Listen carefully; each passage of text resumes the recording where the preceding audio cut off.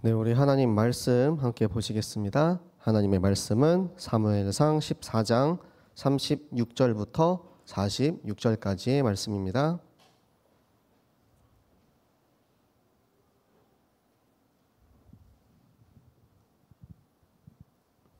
사무엘상 14장 36절부터 46절까지의 말씀을 우리 한 목소리로 함께 읽도록 하겠습니다. 사울이 이르되 우리가 밤에 블레셋 사람들을 추격하여 동틀 때까지 그들 중에서 탈취하고 한 사람도 남기지 말자.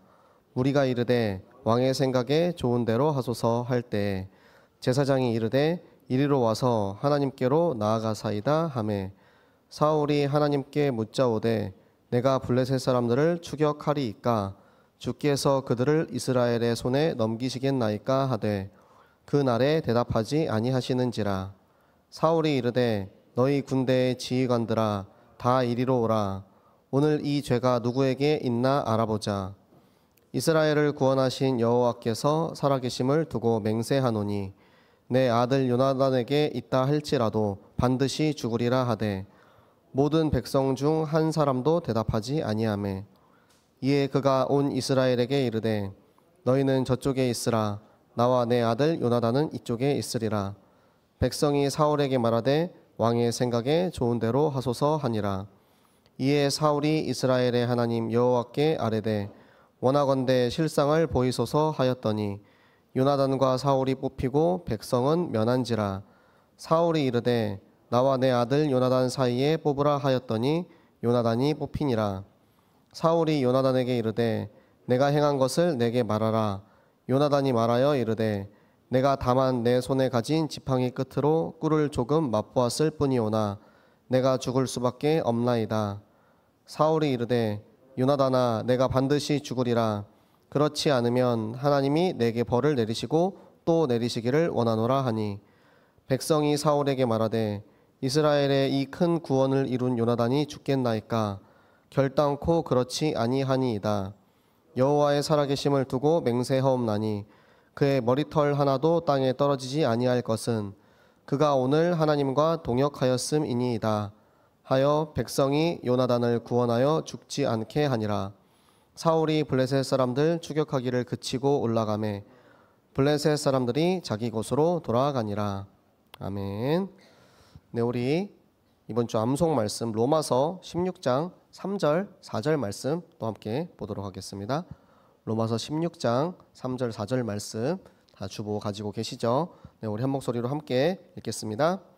너희는 그리스도 예수 안에서 나의 동역자들인 브리스가와 아굴라에게 문안하라. 그들은 내 목숨을 위하여 자기들의 목까지도 내놓았나니 나뿐 아니라 이방인의 모든 교회도 그들에게 감사하느니라. 아멘. 네, 하나님께서 이번 주 하나님 나라 일의 동역자라는 말씀을 주셨습니다. 제가 RTS 1학년을 다닐 때 류광수 목사님이 RTS 특강으로 오셔가지고 그런 말씀을 하신 적이 있어요. 지금 여기 앉아있는 신학생들 중에 내가 이 사람을 위해서라면 나의 생명조차 아깝지 않다라고 생각되는 동역자가 있다면 너는 지금 올바른 사역을 하고 있는 것이다. 그런 얘기를 하셨어요. 그때 제가 이제 주변을 이렇게 돌아보면서 저와 이제 함께 이렇게 룸메이트 하는 그런 이제 친구들을 생각을 했거든요. 내가 이 친구들을 위해서 나의 생명을 아끼지 않고 줄 수 있을까?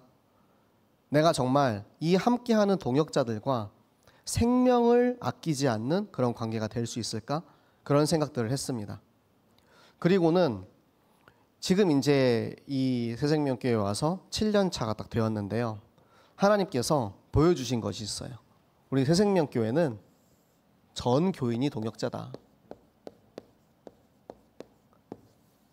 하나님의 일을 하나님께서 이루어 가시는 데 있어서 새생명교회 전 교인을 동역자로 사용하고 계시는 거예요. 저희가 그동안 진행했던 교회 여러 가지 일들이 있습니다. 그리고 하나님께서 지금까지 30년간 인도해 오신 하나님의 역사하심이 있습니다. 그 일을 함께 걸어왔기 때문에 할 수 있었고 또 앞으로 함께 걸어가야 하는 길을 내 자신이 저 전 교인 속에서 이 동역자의 축복 속에서 빠지지 않고 단 한 사람도 빠지지 않고 함께 가는 우리 새생명교회 전 교인 되시기를 예수 그리스도 이름으로 축복합니다. 자, 그러면 우리가 무엇을 해야 하는지 알아야 되죠. 이 동역자들이 할 일이 무엇이냐? 하나님 나라의 일입니다. 하나님 나라의 일을 아주 간단하게 이야기하자면 생명 구원이에요. 영혼 살리는 것, 하나님이 우리를 살리시고 구원하시는 것을 가장 중요하게 여기고 계세요. 그것을 위해서 나를 찾아오시고 나를 부르시고 나를 구원하시고 나를 구원하신 그 생명의 말씀을 나를 통하여서 또 많은 이들에게 전하는 것을 하나님께서 원하십니다. 그게 하나님께서 우리에게 반드시 명령하시는 하나님 나라의 일입니다. 그러면 우리가 이 하나님 나라의 일을 어떻게 알 수 있느냐? 그 일이 바로 하나님 말씀 성경에 쓰여져 있습니다. 이 하나님의 말씀, 성경에 쓰여져 있는 말씀을 통해서 우리는 예수 그리스도를 알 수가 있죠. 여러분, 그리스도에 대해서 어디서 들었습니까? 제가 교회에 지난주에 한 렘넌트가 친구를 데리고 왔어요. 그래서 이제 그 친구를 데리고 이제 물어봤습니다. 자, 오늘 교회 처음 와봤는데 혹시 예전에 예수님에 대해서 혹시 들어본 적 있니? 옛날에 교회 한번 가보긴 했는데 그때는 들어본 적이 없대요. 그래서 예수님에 대해서 제가 이야기를 해줬어요. 근데 그 예수님에 대해서 어디서 이야기를 합니까? 제가 알고 있는 지식으로, 물론 제가 알고 있는 지식에서 나오긴 하지만 그 지식이 어디서 나왔냐 이거예요. 하나님께서 이 세상을 창조하신 말씀은 창세기에 써 있고요. 그 하나님께 우리가 죄를 짓고 사단에게 속아서 하나님 나라에서 떠나버리게 된 이야기도 성경에 쓰여져 있습니다. 그런 우리를 위해서 예수 그리스도가 이 땅에 오기까지의 그 모든 과정이 모세 오경에서는 오실 그리스도가 오실 땅인 가나안 땅에 대한 역사가 나와 있고요. 그 이후에는 많은 왕가들이 어떻게 하나님의 그 그리스도의 계보를 이어왔는지 그리스도의 족보에 대한 말씀이 구약 성경에 써져 있고요.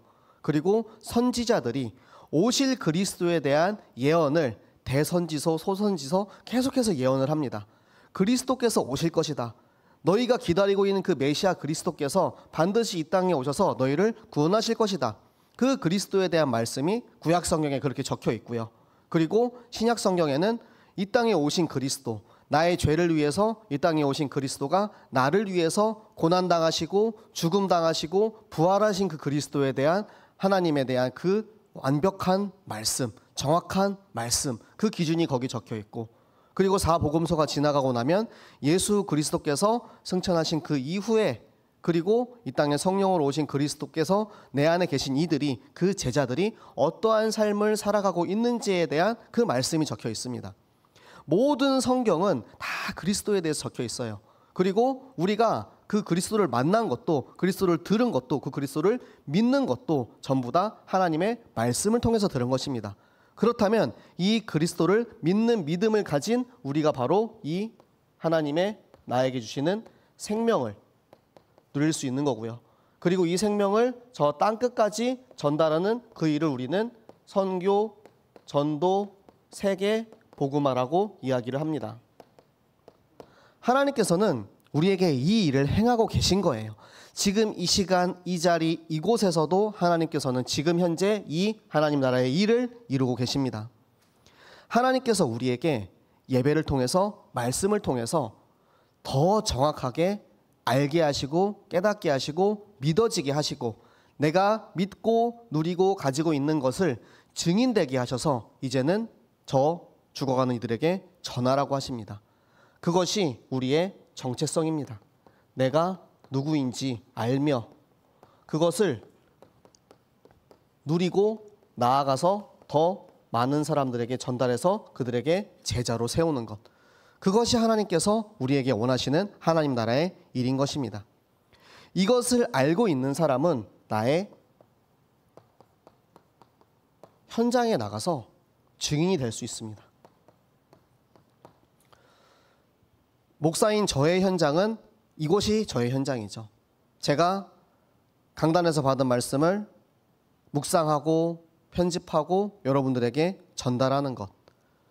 그리고 직장인, 산업, 학업, 직업을 가진 여러분들의 현장은 내가 있는 나의 학교, 나의 직장, 그리고 내가 있는 나의 가정 혹은 구역이나 여러 가지 현장들이 있을 거예요. 그 현장들이 나의 현장입니다. 그러면 나는 그 현장에 가서 무엇을 할까예요? 하나님이 나에게 주신 이 정확한 하나님 나라의 일에 대한 말씀을 내가 믿고 있으면, 내가 가지고 있으면, 가지고 그 현장에 그냥 증인으로 나아가면 그 뒤의 일은 전부 하나님께서 하십니다. 전도는, 선교는, 하나님 나라의 일은 하나님께서 하시되 우리를 그 자리에서 사용하시는 거예요. 내가 그 자리에 있기만 하면 됩니다. 이 정체성 가지고 누리면서 나아가는 우리를 통해서 하나님께서는 오늘도 내일도 앞으로 영원히 하나님의 일을 이루실 줄로 믿습니다. 자, 그러면 이 하나님 나라의 일을 방해하는 자들이 있습니다. 자, 이 방해자들은 제일 먼저 방해하는 게 뭐냐면 예배를 방해해요. 구약시대에는 제사죠. 사울 왕이 올바른 예배를 드리지 못했어요. 올바른 제사를 드리지 못했기 때문에 저 이스라엘 군대가 패퇴하여서 도망치게 되었고, 그리고 수많은 백성들이 정확한 말씀과 기준을 알지 못하여서 죄를 짓게 되는 그런 일들이 자꾸 벌어지게 되는 것입니다. 지금 우리가 있는 이곳, 이 현장에서는 혹시라도 누군가 예배를 방해하고 누군가 예배에 성공하지 못하도록 한다면 그 사람이 바로 방해자인 겁니다. 우리가 실수할 수 있어요. 방해할 수 있습니다. 하지만 그것에 대해서 정확한 말씀 기준으로 그것을 깨닫고 네가 만약에 말씀대로 기준대로 행하지 않으면 저주를 받을 것이다. 그것이 하나님의 말씀이에요. 사울처럼 야 너네 금식해, 만약에 뭐 먹으면 저주받을 거야, 이런 허황된 맹세가 아니고 하나님께서는 정확한 말씀과 율법과 기준을 통하여서 너희가 하나님의 예배를 회방한다면 어떻게 될 것인지에 대해서 우리에게 알려주고 계십니다. 예배를 방해하는 자, 방해자의 자리에 있는 사람이 한 명도 없으시기를 바랍니다. 자, 그리고 두 번째는 강단을 방해합니다. 강단은 언약궤예요. 이스라엘이 저 난공불락의 성 여리고를 무너뜨리고 가나안 정복 전쟁에서 승리할 수 있었던 최고의 방법은 무엇이냐? 언약궤를 따라간 것뿐입니다. 언약궤가 앞서가서 그 모든 대적을 무너뜨리고 그 언약궤가 가는 길에 우리가 따라가기만 하면 하나님께서는 모든 일을 이미 다 이루어 놓으신 거예요.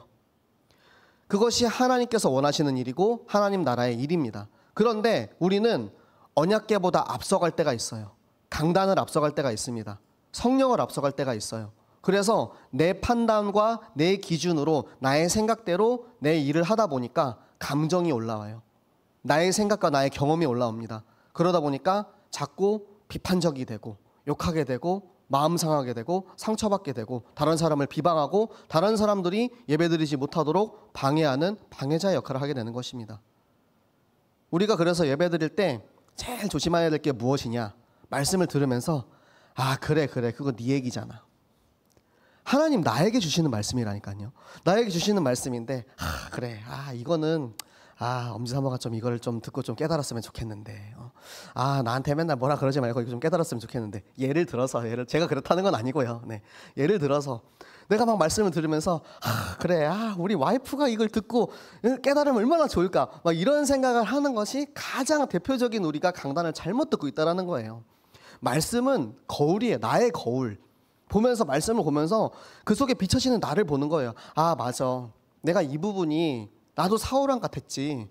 그런데 하나님께서 사울왕처럼 살면 안 되고 요나단처럼 해야 된다고 하시네. 그러면은 이번 주에서 나온 말씀대로 강단의 말씀을 딱 보면서 거울을 보고 화장도 고치고 또 이제 수정하고 해가지고 요나단처럼 내가 이제 믿음의 고백을 하는 요나단처럼 되자.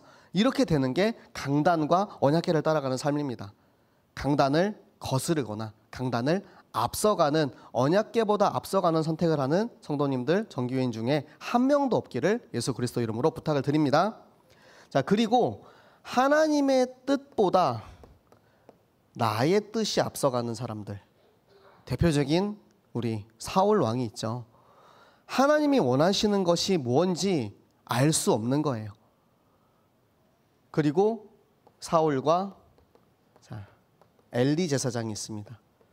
눈이 어두워져서 하나님이 뭘 원하시는지 몰라요. 하나님 음성을 들어도 하나님의 음성인지를 알지 못하는 저 엘리 제사장처럼 하나님께서 원하시는 것을 모르고 내가 원하는 나의 전쟁, 나의 복수, 나의 뜻대로 하는 전쟁을 통해서 내 백성들 다 망하게 하는 그런 일들이 벌어지면 안 된다는 거죠.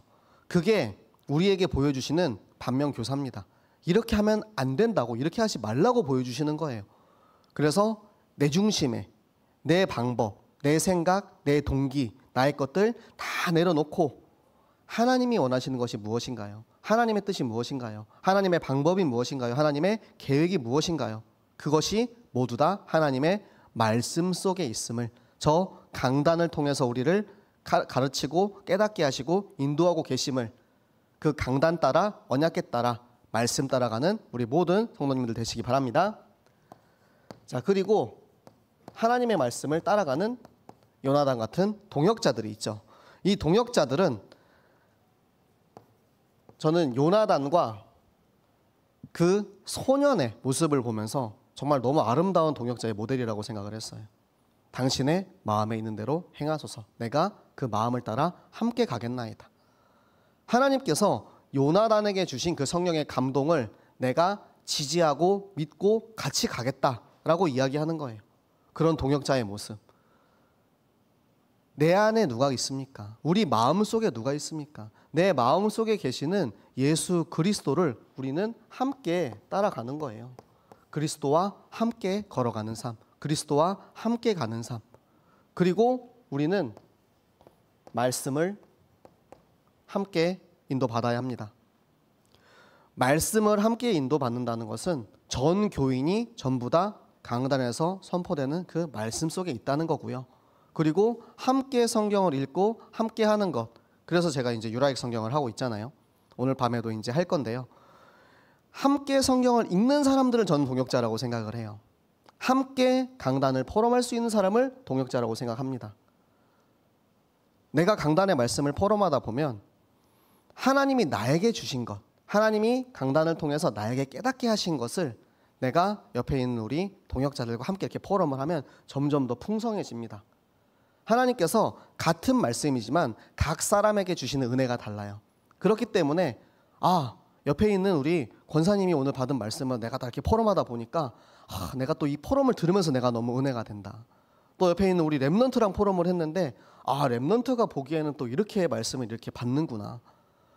내가 어른이라고 랩넌트들을 막 이렇게 무시한다기보단 랩넌트의 시점에서 랩넌트의 현장에 맞게 하나님이 주시는 말씀을 들으면서 나도 그를 마음에 품고 그 현장을 위해서 기도할 수 있는 그것이 우리가 함께 가는 동역자라는 거죠. 우리 교사들이, 우리 랩넌트들이, 우리 중직자들이, 우리 모든 성도들이 함께 한 말씀으로 갈 수 있다면 하나님께서 우리를 끝까지 우리를 인도해 가십니다. 그리고 같은 언약으로 가게 하십니다. 우리 기차가 있죠. CVDIP 기차를 가는데 같은 언약의 언약을 따라가면 그 뒤에서는 다른 길로 갈 수 없어요. 탈선하지 않습니다. 쭉 가요. 이 같은 언약을 향해서 같은 목적지를 향해서 갑니다. 우리의 목적지가 어디입니까? 저 땅끝까지 복음이 전달되는 것. 마태복음 24장 14절에 예수 그리스도 다시 오실 때까지 우리가 있는 예루살렘, 유대, 사마리아 땅끝까지 이 복음이 전달되는 그 일에 내가 언약 따라 함께 가는 거예요. 그래서 우리가 있는 우리의 현 주소를 알고 우리가 도착해야 할 목적지를 알고 저 끝을 알고 시작을 한다면 하나님께서 반드시 우리를 인도하십니다. 그 길에 중간에 우리가 잠깐 이제 내리거나 다른 길로 가지 않고 한 명도 이탈하는 사람 없이 끝까지 이 언약의 여정에 함께 가시기를 부탁드립니다. 우리가 바라는 곳이 딱 정해져 있잖아요. 저 땅끝에 하나님의 나라를, 저 땅끝에 성경학교 하는 거. 우리 새생명교회가 땅끝에 해야 할 게 뭐가 있겠습니까? 저 땅끝에 한 번도 복음 들어보지 못한 저 어린이들에게 복음을 전하고 거기에 성경학교를 세우는 거예요. 그러면 그 성경학교를 통해서 어른들도, 어린이들도, 할아버지, 할머니들도 거기에 있는 불신자들도 전부 다 살아나는 하나님의 망대가 세워질 줄로 믿습니다. 내가 하는 것이 아니고요. 내 능력으로 할 수 없습니다. 어차피 우리는 할 수 없어요. 내 능력으로 할 수 있었으면 진작에 비행기 타고 가가지고 거기에다가 성경학교 다 이렇게 세워놨겠죠. 하지만 하나님께서 하시기 때문에, 하나님께서 하실 것이라는 믿음을 가지고 있기 때문에 우리는 비록 더딜지라도, 비록 지금 당장 내 눈앞에 보이는 결과가 보이지 않을지라도 우리는 그것을 향해서 함께 걸어가는 것입니다. 그래서 동역자는 함께 가는 사람입니다. 이 함께의 모델을 제일 우리에게 보여주신 분이 예수님이세요. 예수님은 너 이거 해라 라고 하신 분이 아니고 같이 갔어요. 제자들을 데리고 함께 가셨고 저 사마리아 여인에게 먼저 가셨습니다. 만약에 예수님이 제자들한테 야 저기 사마리아 여인한테 가라 라고 얘기하고 본인은 사마리아는 다 싫어하는 땅이야 안 가, 이렇게 안 갔으면 누가 가서 전도하겠습니까? 저 이방 민족 사람들이 다 기피하는 그런 이들에게, 병자에게, 연약한 자들에게 누가 갔습니까? 예수님은 먼저 가셨어요. 제자들 데리고 함께 가셨어요. 그렇기 때문에 제자들과 예수님이 함께 동역을 하고 그것을 보고 자란 우리 제자들이 나중에는 다 어떻게 됩니까? 다 순교하잖아요. 예수님의 그 사역의 모습을 보면서 나의 앞으로 가야 할 길이 무엇인지 깨닫게 되는 거예요. 성경에 나오는 수많은 제자들이 있습니다. 그 제자들은 결국에 혼자 일하지 않았어요. 혼자 가지 않고 항상 함께 했습니다. 엊그저께 엄지사모가 그런 포럼을 하더라고요. 우리 이제 다음 주에 중국 가는데 나는 이제 갈렙을 딱 말씀을 붙잡았다. 갈렙처럼 중국에 이제 정탐꾼으로 이제 가야겠다 딱 얘기하더라고요. 그래 갈렙. 그럼 내가 여호수아가 되야겠구나. 그렇죠? 갈렙과 여호수아가 같이 가잖아요. 여기 요나단은 그 소년이랑 같이 갔잖아요. 사무엘은 중간에 사울을 세웠는데 그 사울이 이상하게 또 허황된 짓 해가지고 결국에는 사울은 탈락되고 사무엘이 누구와 함께 갔습니까? 다윗과 함께 갔잖아요. 바울이 디모데와 함께 갔습니다. 대만은 중간에 세상이 좋아서 세상을 떠났대요. 하지만 너는 나에게 오라. 나의 마지막을 함께 하자. 그렇게 동역자와 동역자가 끝까지 함께 가는 길을 갑니다. 가장 중요한 동역자는 하나님과 나의 동역, 그리고 우리 성도와 성도의 동역. 그래서 하나님께서 우리에게 주신 예수 그리스도의 십자가는 우리 모든 동역자들의 마음속에 우리가 먼저 하나님과 나와의 관계, 하나님과 나와 함께하는 동역자가 되고 또 옆에 있는 우리 성도님들, 장로님, 권사님, 집사님, 우리 렘넌트들 단 한 명도 빠짐없이 모두가 다 이 동역자의 포지션에 서 있기를 예수 그리스도 이름으로 축복합니다. 자, 그래서 하나님께서는 칠판을 너무 크게 써가지고 큰일 났네. 자, 우리 새생명교회를 함께 가는 동역자들로 부르셨습니다.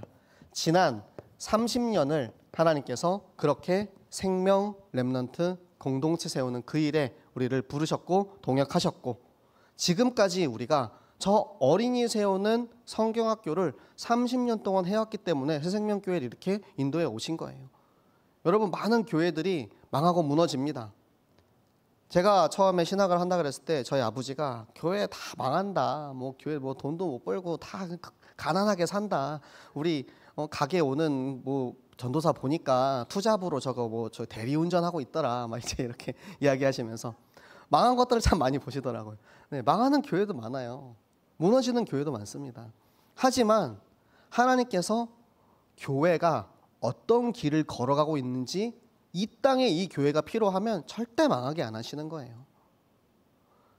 어린이를 살리는 교회, 성경학교 하는 교회가 이 땅에 필요하기 때문에 이곳에 하나님께서 저 어린이를 살리려면 이 새생명교회가 세워져야 되고 새생명교회에서 세워진 제자들이 나아가서 땅끝까지 성경학교 세울 것이라는 하나님의 절대 계획을 가지고 우리를 인도해 가고 계신 거예요.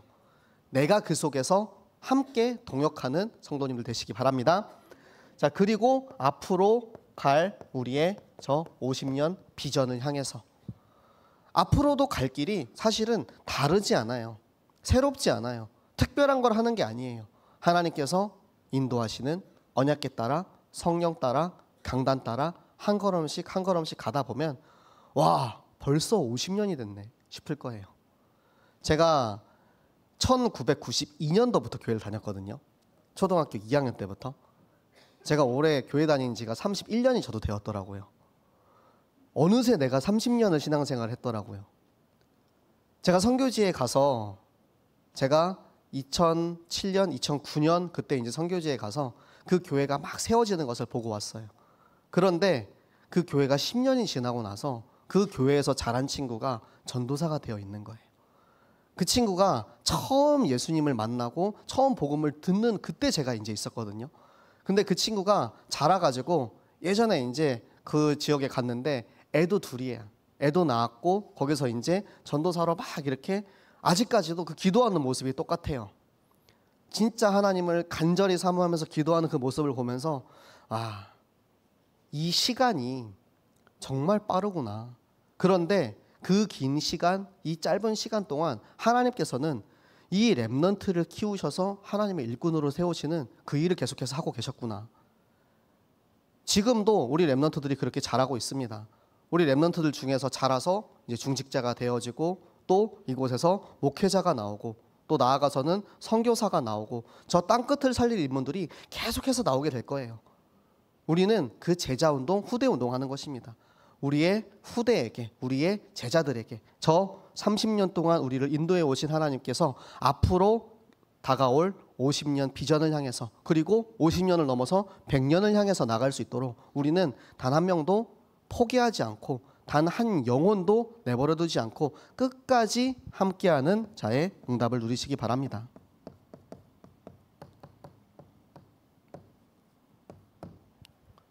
한 명도 빠지지 말고 전부 다 끝까지.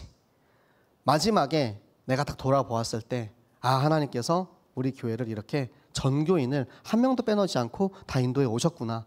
그것에 대한 감사가 넘쳐나시기 바랍니다. 제가 2009년도, 2007년도부터 제가 선교 훈련을 받았거든요. 같이 선교를 하던 이제 우리 형 누나들이 있어요. 그 당시엔 제가 막내였기 때문에 제가 이제 막 군대를 제대하고 해외 선교, 단기 선교를 막 다니기 시작하면서 막내로 이제 막 형 누나들의 모습을 보면서 아, 나도 저보다 거의 대부분 5살 막 이렇게 많은 형들이 많았어요.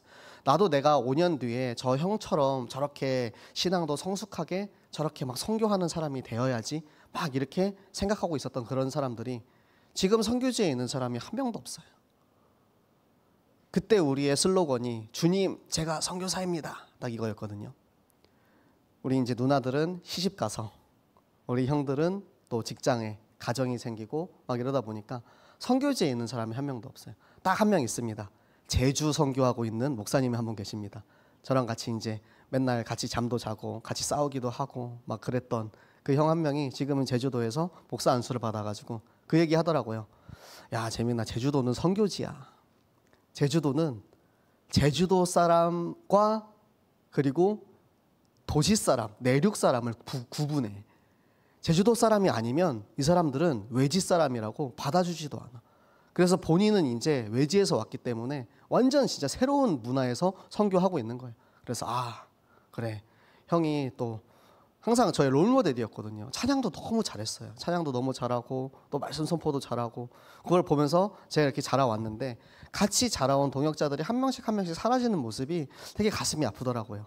그래서 우리 새생명교회는 우리 전 교인이 한 명도 빠지지 않고 시집 가더라도 계속해서 우리 새생명교회를 끝까지 지키는, 끝까지 함께하는 자의 축복을 누리시기 바랍니다.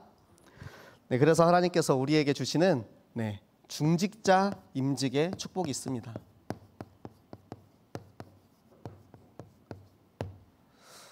중직자를 세우는 것, 우리 하나님 말씀 함께 보실까요? 사도행전 6장 1절부터 7절까지의 말씀을 우리 함께 보도록 하겠습니다.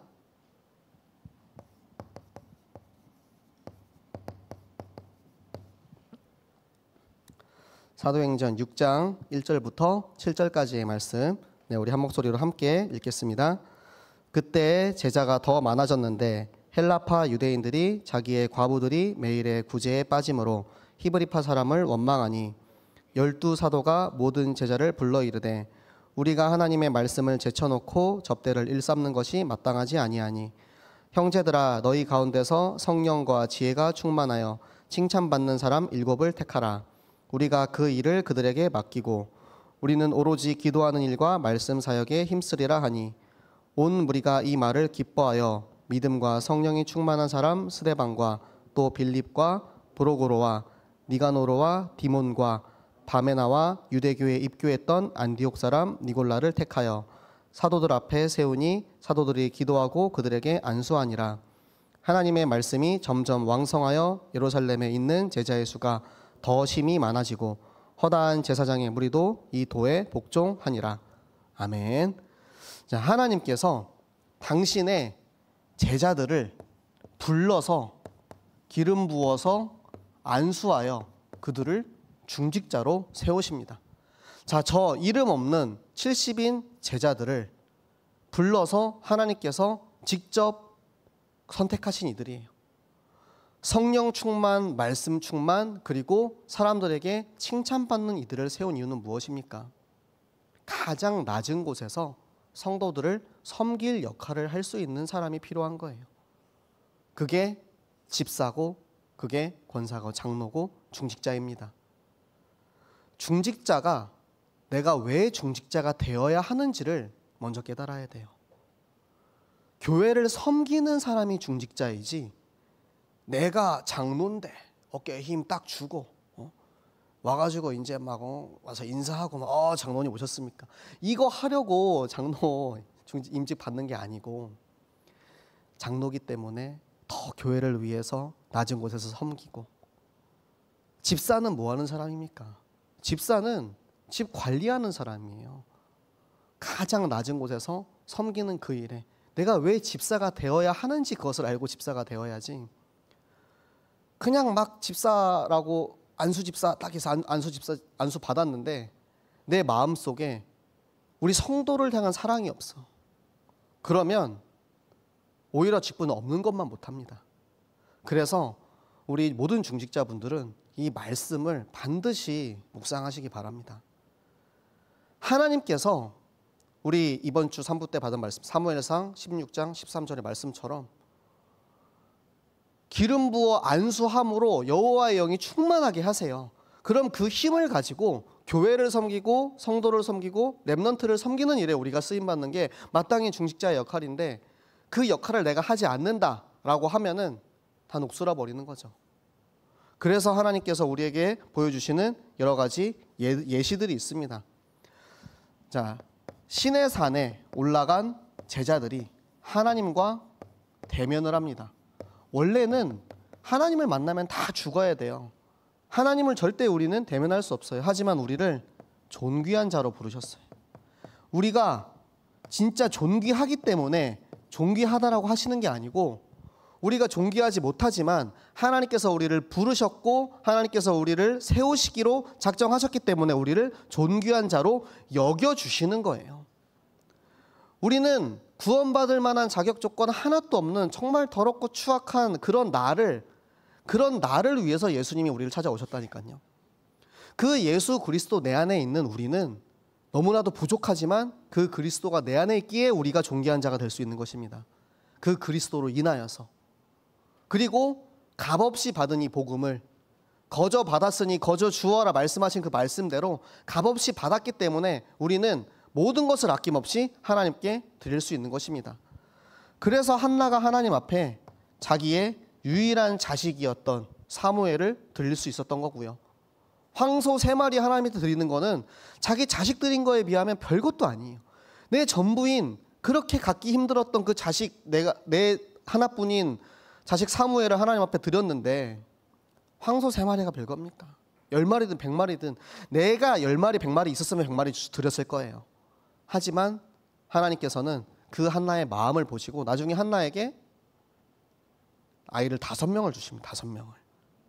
우리는 갑절의 축복 이렇게 많이 이야기하는데 하나님께서는 우리가 표현이 갑절이지 사실은 갑절도 아니고 5배도 아니고 100배, 1000배, 10,000배 더 주기 원하시는 하나님이십니다.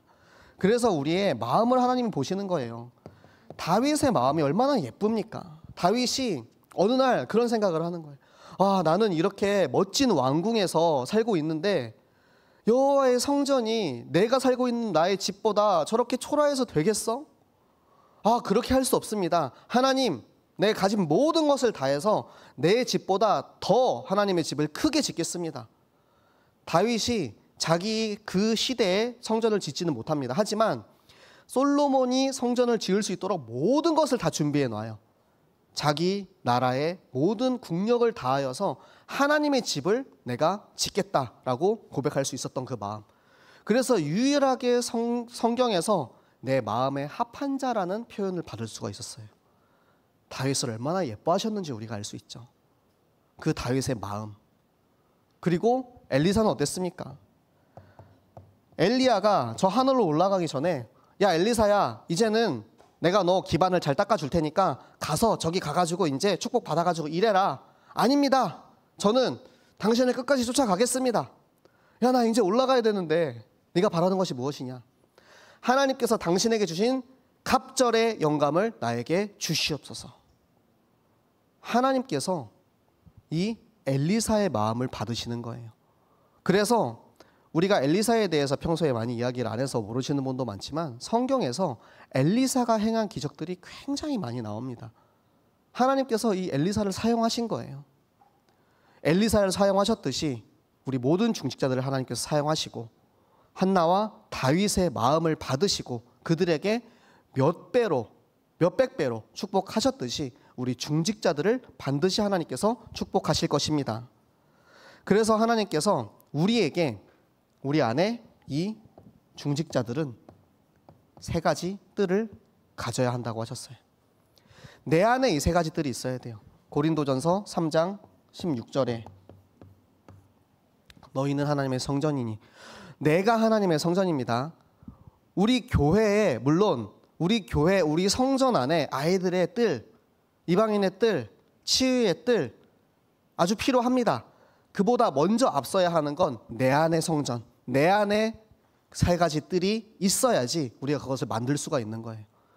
내 안에는 그 그림이 없어요. 그 뜰이 없어요. 그 마인드가 없어. 그런데 교회에다가는 아이들 놀 수 있도록 놀이터 하나 만듭시다. 놀이터 예쁘게 만들어 놓고, 그리고 여기에 이제 또 외국인들 이제 올 수 있도록 우리 통역실도 만듭시다. 어느 교회는 뭐 통역 언어를 뭐 17개 언어로 뭐 한다고 막 이렇게 얘기를 하던데, 뭐 17개까지 아니더라도 우리 안에 진짜 그 마인드가 중요해요. 내가 진짜 이 현장을 내 마음에 품고 가져가야겠다라는 그 마인드. 그게 중직자의 마음입니다. 그래서 우리 렘넌트들을 바라보면서 저 어린이들의, 저 지금 죽어가고 있는 수많은 렘넌트들을 어떻게 하면 살릴 수 있을까? 어떻게 하면 도와줄 수 있을까? 솔직히 우리 지금 렘넌트들 다락방 필요한 친구들 정말 많아요. 교육자들이 뜁니다. 그런데 교육자들이 가서 다락방 할 수 있는 렘넌트들이 있고, 또 중직자나 어른들이 해야 되는 렘넌트들이 있습니다. 물질적인 시간이 그게 안 되기 때문에. 그러면 진짜 내가 우리 렘넌트들을 바라보면서 내 마음이 찢어지고 내 마음이 애통해서 정말 저 친구는 내가 도와주고 싶다. 정말 저 친구는 하나님이 나에게 주시는 이 마음 가지고, 내 안에 있는 이 렘넌트의 뜰 가지고 내가 정말 저 친구랑 같이 포럼하면서 같이 인도받아야겠다. 가서 손을 내밀어 주시기 바랍니다. 너무 필요해요. 우리 렘넌트 살리는 교회인데 렘넌트 다락방이 없으면 무슨 의미가 있습니까? 우리에게 이 전교인 어린이 성경학교 현장을 98개나 주신 이유가 무엇이냐면, 어린이 살리는 그 현장을 우리에게 주셔서 거기서 우리가 인턴십하고 나아가서는 우리 교회 내부에 있는 렘넌트들, 그리고 더 나아가서는 저 땅 끝에 있는 어린이들 살리라고 하나님 우리에게 주신 현장입니다. 그것을 우리가 알고 깨닫고 우리의 성경학교에서 1년에 4번 딱 하는 성경학교 타고 끝나는 게 아니고, 성경학교에서 받았던 그 응답 가지고, 아 진짜 우리 이번 성경학교 때 같이 렘넌트들이랑 율동도 하고 같이 이제 밥도 떡볶이도 먹고 피자도 먹고 막 이렇게 했던 그것들을 가지고 이제 우리 렘넌트들한테 가가지고, 야 이번에 생명나무 이번에 했던 거 가지고 또 같이 포럼하자. 그렇게 한 사람 한 사람 렘넌트를 우리가 단 한 명도 빠짐없이 전부 다 이 말씀의 언약의 흐름 속에 데리고 온다면, 하나님께서는 그 현장을 보시고 우리에게 일천 성경학교 주실 것입니다. 지금은 일천 성경학교를 주셔도 우리가 감당할 수 있는 그릇이 안 돼요. 그래서 우리는 그릇 준비를 해야 돼요. 지금 우리가 이제 6차, 7차, 8차, 9차, 10차 계속해서 이제 임직식을 해 나갈 것입니다. 그러면 이 세워지는 일꾼들은 우리가 뭘 가지고 어떻게 해야 되는지 그것에 대한 그림을 이제 가지고 세워지는 거죠. 그리고 내 안에 이방인의 뜰, 모든 사람에게 하나님이 주시는 땅끝의 응답이 있습니다.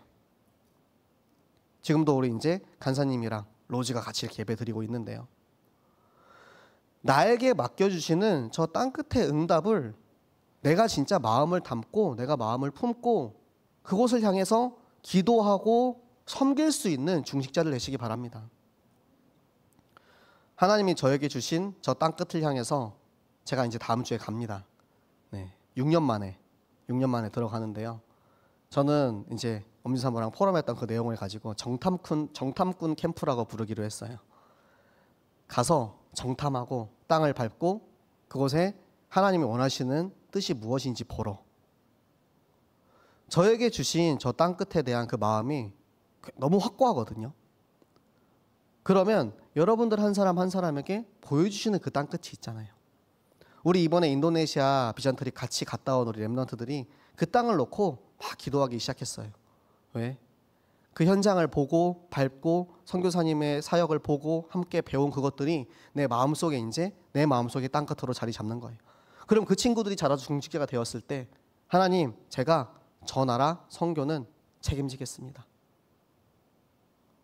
하나님께서 나에게 주시는 이 내 안의 이방인의 뜰을 가지고 내가 정말 저 땅끝을 향해서 그곳에 하나님의 나라의 일을 할 수 있도록 부족함이 없게 제가 책임지겠습니다.